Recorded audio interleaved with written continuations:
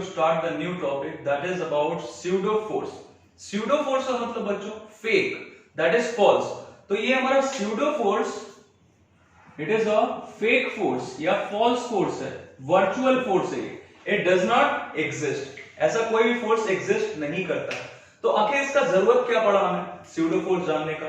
तो पहले समझते हैं इसके बारे में. अभी तक हमने जितना भी डिस्कशन किया, किसी भी बॉडी के मोशन को जो हम ऑब्जर्व करते थे, उसका एक्सेलरेशन या उस पे कौन कौन सा फोर्स एक्ट कर रहा है, इन सब के बारे में हम पता करते थे. तो ये सब कुछ हमने किया था एक इनर्शियल फ्रेम के रेफरेंस में.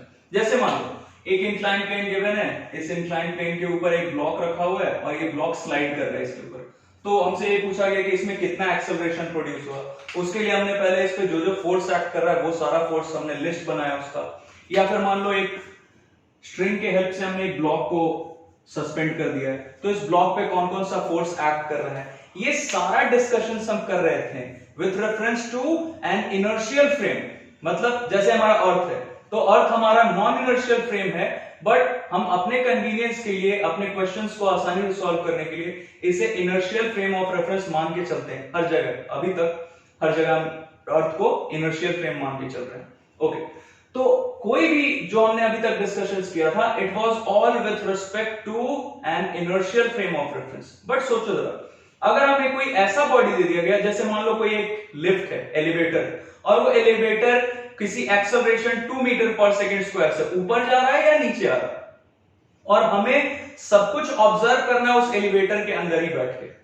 तो अगर हम अर्थ पे कहीं पे खड़े होके, ग्राउंड पे खड़े होके ऑब्जर्व कर रहे हैं उस एलिवेटर को ऊपर जाते हैं या नीचे आते हैं देख के, तो हमारा फ्रेम ऑफ रेफरेंस अर्थ था, that was an inertial frame.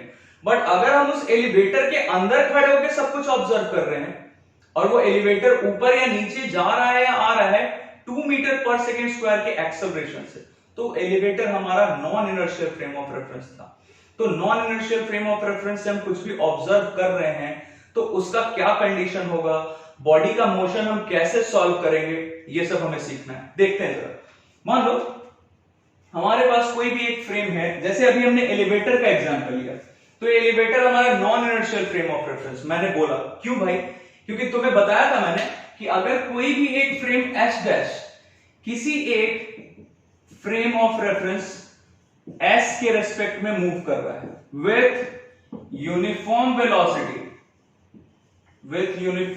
Velocity, ये सब हमने डिस्कस किया है लास्ट लेक्चर्स में. जिन लोगों ने लास्ट लेक्चर नहीं देखा वो उसे देख लेंगे, फिर यहां आएंगे तो सब कुछ बहुत अच्छे से समझ में आएगा. कोई एक frame of reference S dash, अगर एक फ्रेम ऑफ रेफरेंस एस जो कि इनर्शियल फ्रेम है, इसके रिस्पेक्ट में अगर ये फ्रेम यूनिफॉर्म वेलोसिटी से मूव कर रहा है, तो हम बोलते हैं कि ये एस डैश भी हमारा इनर्शियल फ्रेम ऑफ रेफरेंस है. बट अगर ये यूनिफॉर्म वेलोसिटी से मूव नहीं कर रहा है इसके रिस्पेक्ट में, अगर ये एक्सेलरेट कर रहा है इसके रिस्पेक्ट में, तो फिर ये हमारा इनर्शियल फ्रेम ऑफ रेफरेंस नहीं होगा. तो हम वही काम अभी करने वाले हैं. हमारे पास एक फ्रेम हमने ले लिया S dash, we have a frame S dash that moves with some constant acceleration. और ये किसके रिस्पेक्ट में एक्सेलरेट कर रहा है, with respect to a frame, या हम डायरेक्टली इसे लिख लेते हैं to an inertial frame S. तो हमने एक इनर्शियल फ्रेम ले लिया S. अब बच्चों ध्यान तुम्हें यही देना है कि अगर ये S डैश इस इनर्शियल फ्रेम S के रिस्पेक्ट में यूनिफॉर्म वेलोसिटी से मूव करता, तो ये हमारा इनर्शियल फ्रेम ऑफ रेफरेंस होता. बट अभी हम क्या देख रहे हैं कि ये S डैश जो हमने लेट किया है फ्रेम, ये कुछ कांस्टेंट एक्सेलरेशन, मतलब ये एक्सेलरेट कर रहा है with respect to this inertial frame. Accelerate करने का मतलब वेलोसिटी हमारा यूनिफॉर्म नहीं है, नॉन यूनिफॉर्म वेलोसिटी है. तो ऑब्वियसली ये हमारा एस डैश क्या हो गया, नॉन इनर्शियल फ्रेम हो गया. तो अगर कोई पार्टिकल P है, मान लो पार्टिकल P, इसका एक्सेलरेशन हम दोनों फ्रेम ऑफ रेफरेंस से मेजर करते हैं, S से भी जो इनर्शियल है और S डैश से भी जो नॉन इनर्शियल है. तो देखते हैं एक्सेलरेशन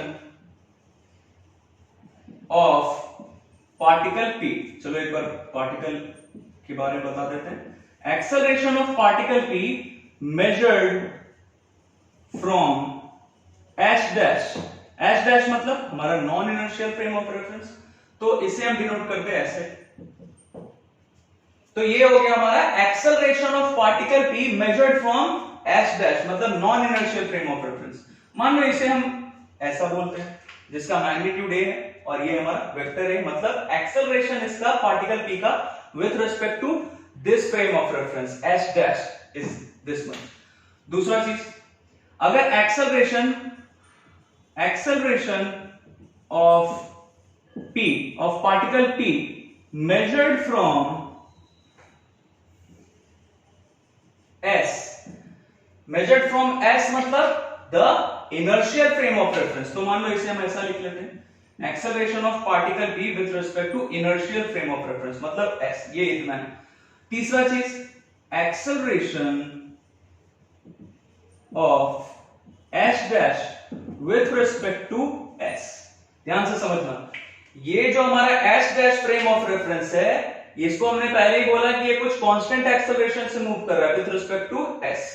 तो मान लेते हैं इसका, ये जो हमारा frame of reference H dash है, ये एस के रिस्पेक्ट में कितना एक्सेलरेशन है इसका, ये ऐसे हम लिख सकते हैं, ये मान लो ए नॉट है, कुछ भी वैल्यू हम ले सकते हैं, हमने इसे ए नॉट मान लिया, तो ये ए नॉट इसका एक्सेलरेशन है। किसका acceleration? Acceleration of this frame H dash with respect to S, इतना है। अब बच्चों ये हमने सब पहले ही सीखा हुआ है कि अगर हम acceleration of any particle p with respect to a frame s पता करना चाहते हैं, तो ये किसके इक्वल होता है? Acceleration of particle p with respect to h dash plus acceleration of this frame h dash with respect to s।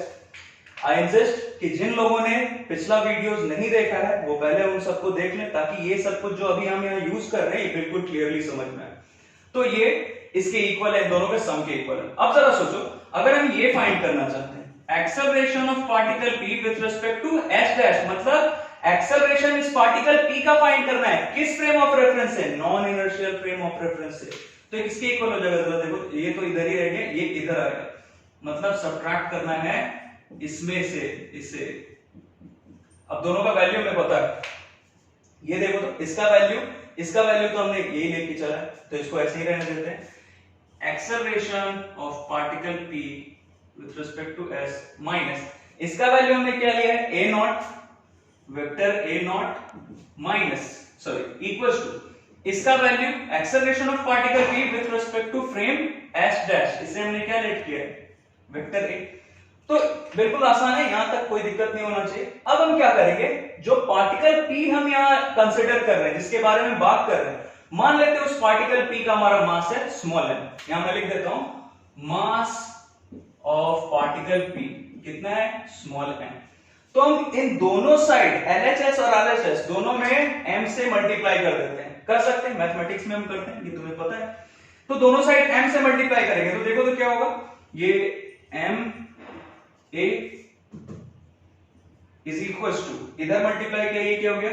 m acceleration of p with respect to frame s मतलब inertial minus m multiplied by vector a naught. अब जरा देखो बच्चों, ये चीज ma vector of particle p with respect to s, तो ये हमें क्या बता रहा है? ये जो हमारा s है frame of reference, it is an inertial frame of reference, और इनर्शियल फ्रेम ऑफ रेफरेंस में तो हम न्यूटन सेकंड लॉ या फर्स्ट लॉ ये सब कुछ अप्लाई कर सकते हैं। तो न्यूटन सेकंड लॉ के अकॉर्डिंग हमने ऐसा कुछ पढ़ा था क्या? ऑब्वियसली पढ़ा था। न्यूटन सेकंड लॉ हम इनर्शियल फ्रेम ऑफ रेफरेंस में अप्लाई कर सकते हैं। तो ये मास टाइम्स एक्सेलरेशन किसके इक्वल होता था? फोर्स के इक्वल, मतलब ये इसकी जगह हम क्या लिख सकते हैं? The vector sum of all the forces acting on this particle P। मैं यहां पे लिख देता हूं एक बार, ये ऊपर वाला पार्ट हटा लेते हैं। क्या कर सकते हैं हम? इसकी जगह हम क्या लिख सकते हैं? ma मतलब मास टाइम्स एक्सेलरेशन, और ये एक्सेलरेशन ऑफ पार्टिकल p किस फ्रेम ऑफ रेफरेंस के रेस्पेक्ट में? इनर्शियल फ्रेम ऑफ रेफरेंस मतलब s के रेस्पेक्ट में। ये किसके इक्वल होगा? According to Newton second law of motion it will be equals to vector sum of all the forces. यहां मैं लिख देता हूं वेक्टर, ये f जो हमने यहां लिखा है क्या? Vector sum of all forces acting on what? Acting on P. बस यही। तो इसको हम रिप्लेस कर लेते हैं इससे, देखो तो क्या आ गया, F minus M A naught vector, that's it. अब बच्चों हमें चाहिए क्या था, हमें एक्सेलरेशन चाहिए था। हम ये ए जो है ये क्या है, यहां पे तुमने लिख दिया मैंने, acceleration of particle P measured from which frame of reference? From non-inertial frame of reference, मतलब S dash। तो ये हमारा A यहाँ पे जो आ रहा है ये क्या है, एक बार हम यहाँ लिख लेते हैं। ये जो A हम फाइंड करना चाहते हैं, यही पे लिखता हूं, वेक्टर A किसके इक्वल होगा जरा देखो तो, F minus M A naught vector divided by M। जरा देखो तो ये वेक्टर A क्या है, क्या है ये vector, acceleration of particle P measured from S dash, मतलब non inertial frame of reference में ये एक्सेलरेशन, ये किसके इक्वल है, इतने के इक्वल है। अब जरा इसे हमें कंपेयर करना है। हमने जब Newton second law of motion के बारे में सीखा था तो वहां पे हम अप्लाई करते थे Newton second law of motion, तो कुछ ऐसा लिखते थे हम, ऐसा लिखो या ऐसा लिखो, एक ही बात है। तो एक्सेलरेशन जो हम मेजर करते थे ये इनर्शियल फ्रेम ऑफ रेफरेंस से मेजर करते थे। ये दोनों को तुम्हें कंपेयर करना है, ये ए से कंफ्यूज नहीं होना है। ये मैं एक बार यहां लिख देता हूं, ये क्या है ए, ये non inertial frame of reference का एक्सेलरेशन है। Non inertial frame of reference से ये एक्सेलरेशन हम मेजर कर रहे हैं, तब ये इतना है इसके इक्वल। और ये एज यूजुअल हमारा Newton second law of motion. तो हम डायरेक्टली क्या लिख देते हैं, acceleration of the particle equals to vector sum of all forces divided by mass. तो ये इनर्शियल फ्रेम ऑफ रेफरेंस का था और ये non inertial frame of reference का है। तो एक चीज तुम्हें यहां एक्स्ट्रा दिख रहा होगा, ये माइनस एम ए नॉट दिख रहा है यहां पे। तो पहले इसके बारे में देख लेते हैं, ये हमें क्या बता रहा है, एक बार इसे यहां ऊपर लिखता हूं मैं। ये हमें क्या बता रहा है, ये इक्वेशन क्या बता रहा है, relation between acceleration of particle, या डायरेक्टली P लिख लेते हैं, relation between acceleration of particle P with respect to a non-inertial frame and forces। तो बिल्कुल आसान सा है, ये जो इक्वेशन यहां पे हमें मिला ये क्या बता रहा है, ये रिलेशन बता रहा है किसके किसके बीच में, acceleration of particle P with respect to what, ये क्या है, with respect to a non inertial frame, and obviously ये क्या है, ये forces acting on the body, acting on the particle. तो इसमें एक एक्स्ट्रा टर्म हमें दिख रहा है, अभी तक हमने जो काम किया था वो इनर्शियल फ्रेम ऑफ रेफरेंस से किया था, तो सिर्फ F मतलब the vector sum of all the forces acting on the body divided by mass। But ये एक्स्ट्रा टर्म क्यों आ रहा है, ये क्यों आ रहा है हमें समझना पड़ेगा। When we are discussing the motion of any body, of any particle, of a particle with respect to what, with respect to non-inertial frame of reference, non-inertial frame, and want to apply Newton's second law, Newton second law हम apply करना चाहते हैं किस frame of reference में, non inertial frame of reference में। अगर inertial frame of reference था तुम्हें बस ये दो चीज कंपेयर करना है स्यूडो फोर्स को समझने के लिए।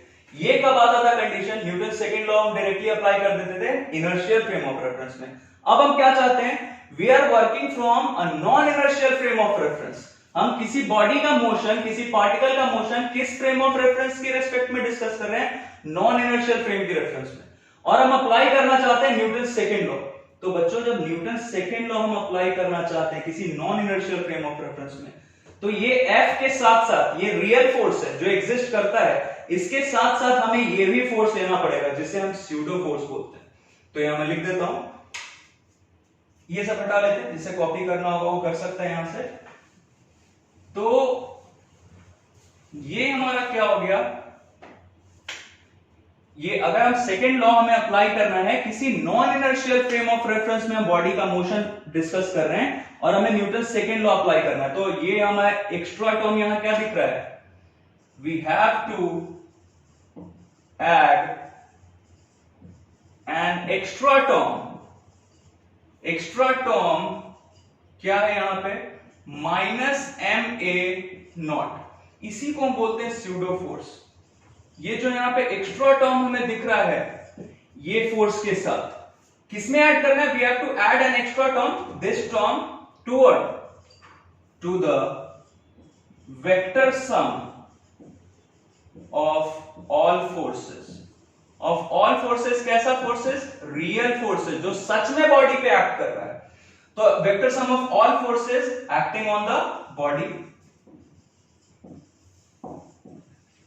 बॉडी या एक्टिंग ऑन पार्टिकल, और ये फोर्स क्या था, वेक्टर एफ। बिल्कुल सिंपल। तो ये जो हमारा वेक्टर एफ यहां दिख रहा है, यहां पे दिख रहा है या यहां पे दिख रहा है, ये वेक्टर एफ क्या है, ये रियल फोर्स है, the vector sum of all forces, real forces acting on the body. But ये -ma0 जो हमने यहां पे ऐड किया है इस रियल फोर्स के साथ, ये क्या है, ये वर्चुअल फोर्स है, ऐसा कोई भी फोर्स एग्जिस्ट नहीं करता है। ये क्यों हम यहां पे ले रहे हैं, क्योंकि हम non inertial frame of reference में डिस्कस कर रहे हैं मोशन बॉडी का, पार्टिकल का। तो ये -ma0 तुम्हें पता चल गया होगा कि ये क्या है, ये स्यूडो फोर्स है। और जहां पे ये m तुम्हें दिख रहा है, m क्या है, मास ऑफ p, मतलब मास ऑफ पार्टिकल p, और ये a0 क्या है बच्चों, ये पहले ही हमने देख लिया। ये a0 हमारा क्या था, देखो ये वेक्टर a0 क्या है, acceleration of s dash, frame s dash with respect to s, मतलब acceleration of frame s dash with respect to an inertial frame. ये s हमारा इनर्शियल फ्रेम था, तो ये a0 क्या है, acceleration of s dash with respect to s। तो अगर हमें किसी frame of reference s dash का जो नॉन इनर्शियल है, उसका एक्सेलरेशन एक इनर्शियल फ्रेम के रिस्पेक्ट में पता है, तो हम क्या करेंगे, ये वाला टर्म, एक्स्ट्रा टर्म जो कि स्यूडो फोर्स है, ये इस रियल फोर्स में हम ऐड कर लेते हैं। तो हम बहुत आसानी से Newton second law of motion किसी non inertial frame of reference में भी अप्लाई कर सकते हैं, और किसी भी बॉडी का मोशन हम सॉल्व कर सकते हैं कि उसका फोर्स कितना लग रहा है उस पे, या उसमें एक्सेलरेशन कितना प्रोड्यूस हुआ है, ये सब कुछ हम फाइंड कर सकते हैं नॉन इनर्शियल फ्रेम में भी।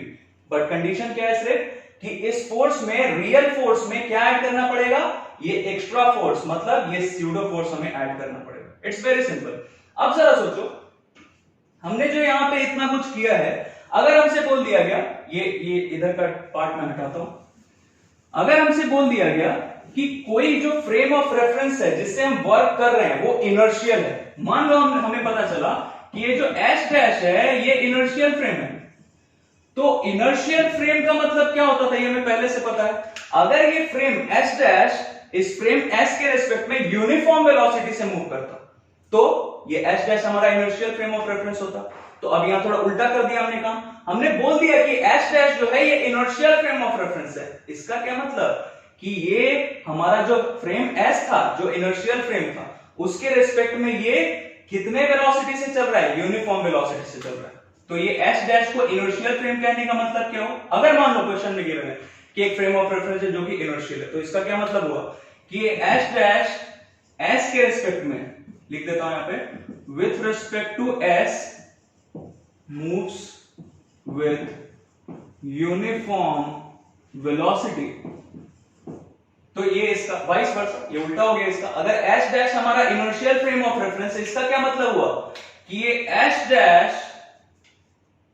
Dash moves with uniform velocity with respect to s। इसे बाद में लिख देता हूं, s dash moves with uniform velocity with respect to s।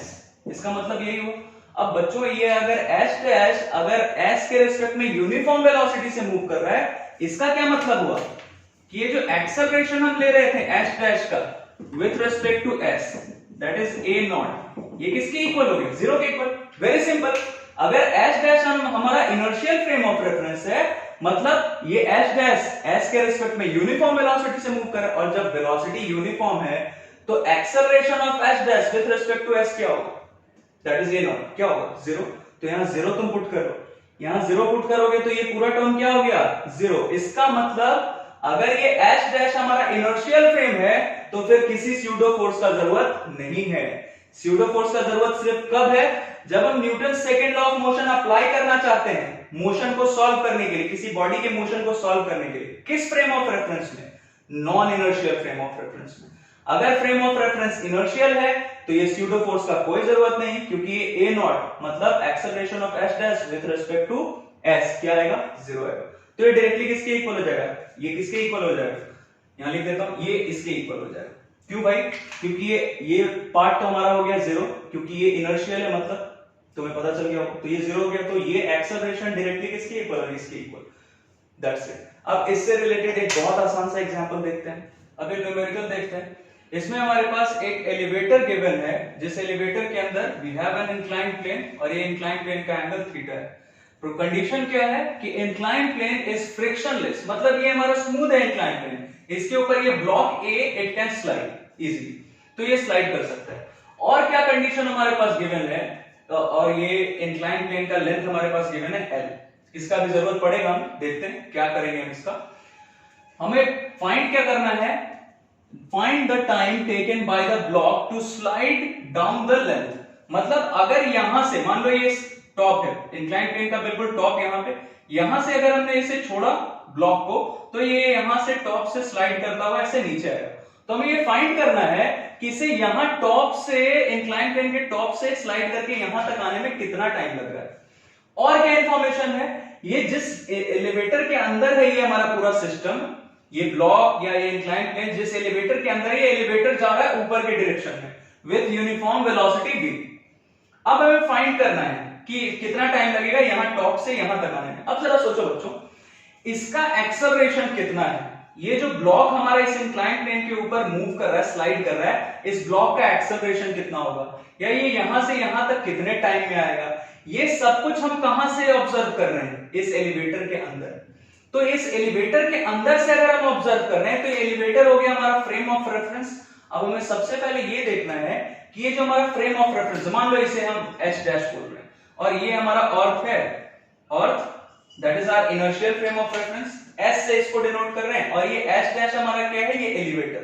दो फ्रेम ऑफ रेफरेंस है हमारे पास। अब जरा देखो, हमें बोल दिया गया पहले कि ये जो हमारा एलिवेटर है ये v वेलोसिटी से, यूनिफॉर्म वेलोसिटी v से जा रहा है ऊपर के डायरेक्शन में। तो अगर ये हमारा एलिवेटर अर्थ के रिस्पेक्ट में, मतलब ये हमारा frame of reference h dash s के रिस्पेक्ट में यूनिफॉर्म वेलोसिटी से ऊपर के डायरेक्शन में जा रहा है, मूव कर रहा है, मतलब इसका acceleration of h dash with respect to s, मतलब acceleration of this elevator with respect to earth क्या हो जाएगा, 0 हो जाएगा ऑब्वियसली। तो अगर ये इसका एक्सेलरेशन 0 है, अभी अभी हमने देखा, अगर h डैश का एक्सेलरेशन 0 है विथ रिस्पेक्ट टू s, मतलब ये हमारा यूनिफॉर्म वेलोसिटी से मूव कर रहा है, मतलब ये हमारा इनर्शियल फ्रेम ऑफ रेफरेंस है। और अगर हम इनर्शियल फ्रेम ऑफ रेफरेंस से डिस्कस कर रहे हैं मोशन को, किसके मोशन को, ये ब्लॉक के मोशन को हम डिस्कस कर रहे हैं, हम फाइंड करने वाले इसका टाइम टेकन किस फ्रेम ऑफ रेफरेंस से, h डैश, और ये h डैश हमारा क्या है, इनर्शियल। मैं यहां लिख देता हूं, ये हमारा कैसा फ्रेम ऑफ रेफरेंस है, इनर्शियल है। क्यों भाई, क्योंकि ये यूनिफॉर्म वेलोसिटी से मूव कर रहा है विद रिस्पेक्ट टू अर्थ, मतलब with respect to inertial frame of reference.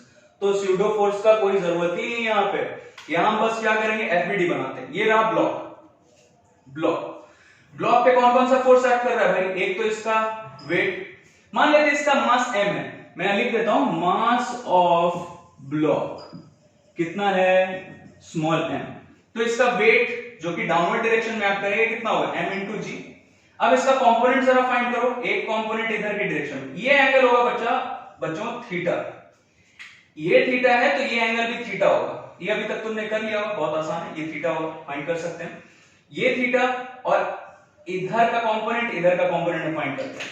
तो ये अगर mg है और ये थीटा है, तो ये कंपोनेंट हमारा क्या हो गया, mg cos थीटा, अभी तक बहुत बार कर लिया होगा तुमने, ये हो गया mg cos थीटा, और इधर वाला क्या हो जाएगा, क्योंकि ये थीटा है और ये पूरा का पूरा 90 डिग्री, तो ये 90 माइनस थीटा, तो ये क्या हो गया, mg sin थीटा। अब तुम्हें एक चीज तो क्लियरली दिख रहा होगा कि सर एक फोर्स mg cos थीटा ये लग रहा है इस पे, तो रिएक्शन फोर्स, ये जो हमारा वेज है, ये जो हमारा इंक्लाइंड प्लेन है, ये इस ब्लॉक के ऊपर एक फोर्स लगाएगा अपवर्ड डायरेक्शन में, normal reaction force, very simple.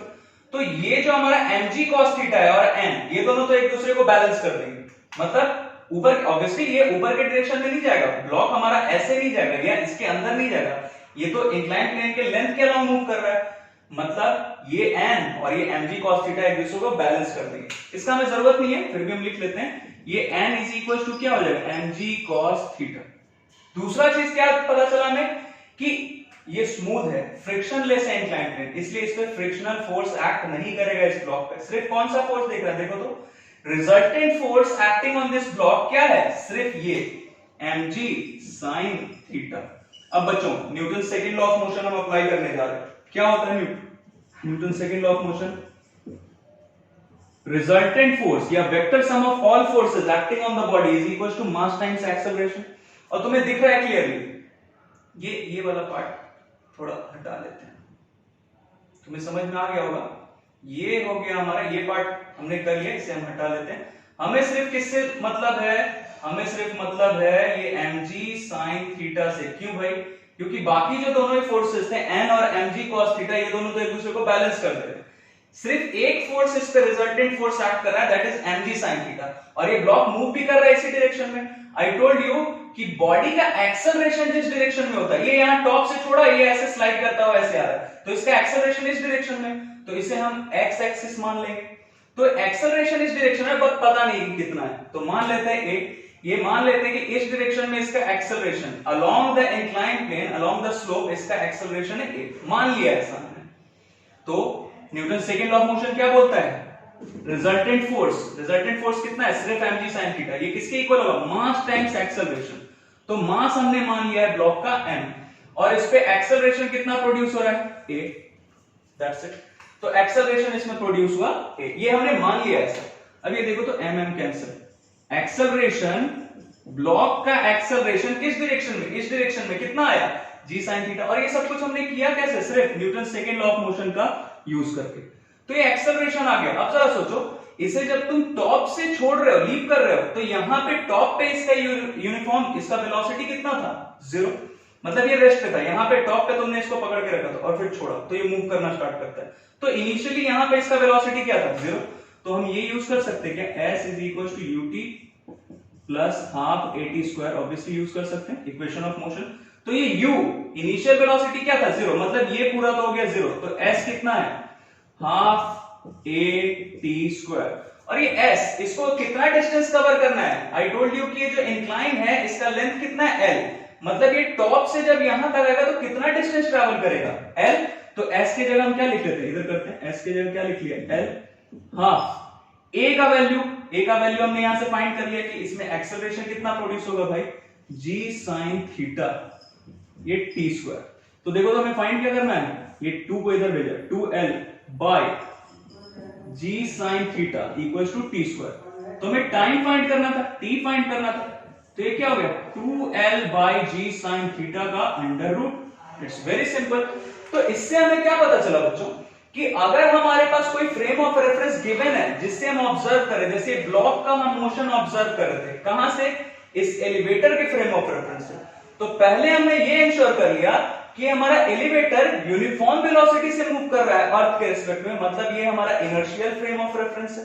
और इनर्शियल है इसीलिए इसमें कोई भी स्यूडो फोर्स का जरूरत नहीं पड़ा। तुम देख रहे हो यहाँ पे कोई स्यूडो फोर्स हमने इंक्लूड नहीं किया, हमने सिर्फ कौन कौन सा फोर्स लिया जो इस पे एक्चुअली एक्ट कर रहा है, ये n mg cos थीटा, ये दोनों इक्वल थे, बैलेंस कर दिया। तीसरा ये इस डायरेक्शन में, तो इसको रिजल्टेंट फोर्स को इक्वेट कर दिया मास टाइम्स एक्सेलरेशन से। एक्सेलरेशन पता नहीं था, ये लेट कर लिया, दैट्स इट।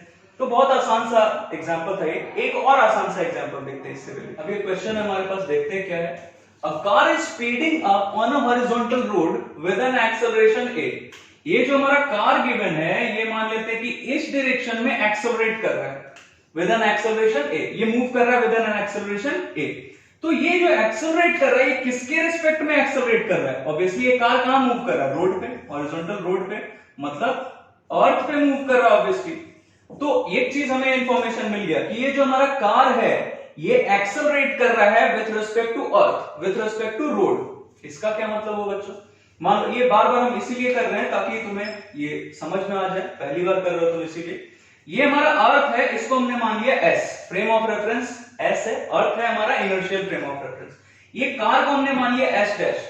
तो एज आई टोल्ड यू, अगर ये s डैश s के रेस्पेक्ट में, मतलब अर्थ के रेस्पेक्ट में अगर यूनिफॉर्म वेलोसिटी से मूव करता तो ये कार भी हमारा इनर्शियल फ्रेम होता, फिर हमें स्यूडो फोर्स का कोई जरूरत नहीं होता Newton second law of motion apply करने के लिए। बट यहां हम क्या देख रहे हैं कि ये जो हमारा frame of reference H dash है, मतलब ये जो कार है ये अर्थ के रिस्पेक्ट में, एस फ्रेम ऑफ रेफरेंस के रिस्पेक्ट में ये एक्सेलरेट कर रहा है, मतलब इसका वेलोसिटी यूनिफॉर्म नहीं है। एक्सेलरेट कर रहा है मतलब यूनिफॉर्म वेलोसिटी नहीं है। तो ये जो हमारा एच डैश है मतलब car, it is a non inertial frame of reference, तो हमें यहां पे स्यूडो फोर्स का जरूरत पड़ेगा। तो देखते हैं क्या करेंगे हम।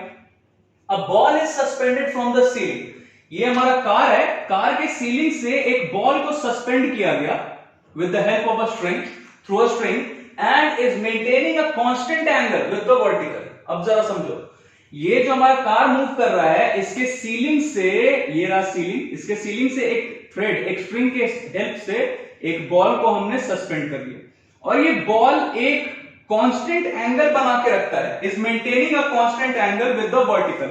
मान लो ये हमारा वर्टिकल, तो ये वर्टिकल के साथ ये जो हमारा बॉल है, ये जो हमारा स्ट्रिंग है, ये एक कांस्टेंट एंगल थीटा, मान लो थीटा है, तो कांस्टेंट एंगल थीटा बना के रखता है। सोचो जरा, ये जो बाहर अगर यहां रोड पे कोई पर्सन खड़ा होगा तो उसे क्या दिखेगा, कार मूव कर रहा है, कार के साथ साथ ये थ्रेड या फिर ये बॉल सब कुछ मूव कर रहा है। बट अगर कोई यहां पे इस कार के अंदर अगर कोई बैठा हुआ है तो वो क्या ऑब्जर्व करेगा, जरा सोचना। कार मूव कर रहा है तो उसके अंदर ये है और इसे दिख रहा है कि ये स्ट्रिंग, ये बॉल, ये पहले भी इतने ही पोजीशन कर रहा है, ये पहले भी वर्टिकल के साथ थीटा ही एंगल बना रहा था, 10 मिनट के बाद भी यही दिख रहा है, 20 मिनट के बाद भी यही दिख रहा है, मतलब ये ऑब्जर्व कर रहा है इस बॉल को, तो इसे क्या दिखेगा कि ये तो रेस्ट पे है, ये बॉल तो रेस्ट पे है और ये सब कुछ हम ऑब्जर्व कर रहे हैं कार के अंदर से। इसका मतलब हम किस फ्रेम ऑफ रेफरेंस में ऑब्जर्व कर रहे हैं, इस बॉल के मोशन को, इस बॉडी को, from a non inertial frame of reference. और non inertial frame of reference में जब हम डिस्कस करते हैं किसी बॉडी के मोशन को, तो इस पर्सन को क्या जरूरत पड़ेगा, एक स्यूडो फोर्स का भी जरूरत पड़ेगा। यहां जो खड़ा है पर्सन, उसे किसी स्यूडो फोर्स का जरूरत नहीं है इसके मोशन को स्टडी करने का, बट इसके अंदर, ये कार के अंदर जो पर्सन बैठा हुआ है, इसे स्यूडो फोर्स का जरूरत पड़ेगा। क्यों भाई, क्योंकि ये सब कुछ कहां से ऑब्जर्व कर रहा है, non inertial frame of reference से। तो जरा समझो, तो हम पहले इसका एफडीडी बनाते हैं। इस बॉल पे कौन कौन सा फोर्स एक्ट करेगा, जरा सोचो।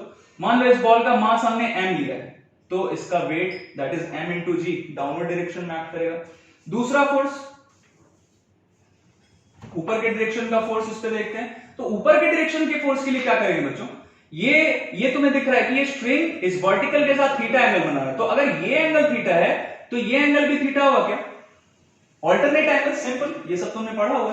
तो ये एंगल थीटा है। अब जरा सोचो, यहां मैं एफडीडी बनाता हूं, इस बॉल को हम रिप्रेजेंट कर रहे हैं एक पॉइंट से, ऊपर के डायरेक्शन का फोर्स, नीचे के डायरेक्शन का फोर्स mg, इधर वाला जो फोर्स है, स्ट्रिंग जो फोर्स लगाएगा इस बॉल पे, उसको हम क्या बोलेंगे, टेंशन बोलेंगे क्या, बिल्कुल सिंपल। स्ट्रिंग जो बॉल पे फोर्स लगाएगा ऐसा कुछ, इसे हम टेंशन बोलते हैं। तो ये टेंशन किधर लग रहा है, इस डायरेक्शन में, और ये एंगल हमें पता चल गया, ये तो थीटा है, तो ये t और ये थीटा, तो ये वाला फोर्स क्या हो जाएगा, ये t cos थीटा हो जाएगा क्या, बिल्कुल सिंपल। और एक फोर्स किस डायरेक्शन में होगा, एक फोर्स होगा इस डायरेक्शन में, तो ये फोर्स भी तुम फाइंड कर सकते हो। अगर ये एंगल थीटा है, ये t cos थीटा हो गया, इधर वाला फोर्स क्या हो जाएगा, t sin theta. It's very simple. तो ये हमें t पता है, ये टेंशन लगा रहा है, ये स्ट्रिंग लगाया टेंशन किस पे, बॉल पे, तो इसका कंपोनेंट इधर हो गया t cos थीटा और इधर हो गया t sin थीटा, तो इसे भी मार्क कर लेते हैं t sin थीटा। अब जरा देखो बच्चों, ये बॉल इसी पोजीशन में है, थीटा ही इसका रहेगा एंगल, ये ना इधर आएगा ना इधर जाएगा। इसका क्या मतलब ये ना ऊपर जा रहा है ना नीचे जा रहा है, मतलब ये जो हमारा फोर्स है, इसे लिख लेते हैं एक बार, t cos theta is equal to mg लिख सकते हैं क्या, क्योंकि बॉल ना नीचे जा रहा है ना ऊपर जा रहा है, मतलब ये ऊपर और नीचे वाले फोर्सेस ये एक दूसरे को बैलेंस कर रहे हैं। तीसरे फोर्स पे आते हैं, t sin थीटा।